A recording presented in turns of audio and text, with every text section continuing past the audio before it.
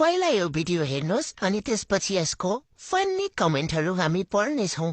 बोल्छु त्यस्तो धेरै पनि बोल्दैन, थोरै थोरै भनौँ न। अब हुन्छ नि के गर्दैछु यतिकै, अनि अथवा हाम्रो भिडियो सिडियो कुराहरू भयो नि त्यो वाला कुरा भइ नै हाल्यो होइन। त्यो बाइक अरू नर्मल मात्रै टक हुन्छ, त्यो बाइक धेरै टक पनि हुँदैन। गर्लफ्रेन्ड बनायो भने त अब गर्लफ्रेन्डसँग हिँड्नुपर्छ, अनि गर्लफ्रेन्डसँग हिँड्नु थालेपछि मैले मम्मीलाई बिर्सिन्छु कि भन्ने मलाई आफैमा डर लाग्छ। ल सुरु गरौँ। केटीसँग बोल्दिन तर झाँक्रीको बुढीलाई चाहिँ छोड्दिन। समझ रहे हो? समझ रहे हो? समझ रहे हो? कुन दिन बान हानिदिन्छ अनि बल्ल थाहा पाउँछ झाँक्रीले। बिहे गर्दैनौ भाइ, बिहे गर्यो भने आमालाई बिर्सिने रहेछौ। No! No! No! नेपाली हो नि, यति त दिनै पर्यो नि। Bombastic side eye, criminal offensive side eye.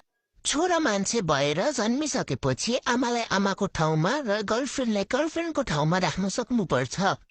तेरा तो गेम बजाना। अरूले तपाईँ भन्नुहोस् कि नभन्नुहोस्, आफै म पै भने जस्तो।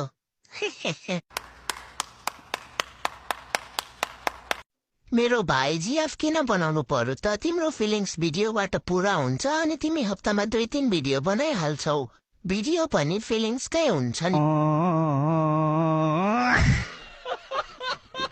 यस्तै फन्नी भिडियोको लागि हाम्रो आइडीलाई फलो गर्न नबिर्सिनु होला।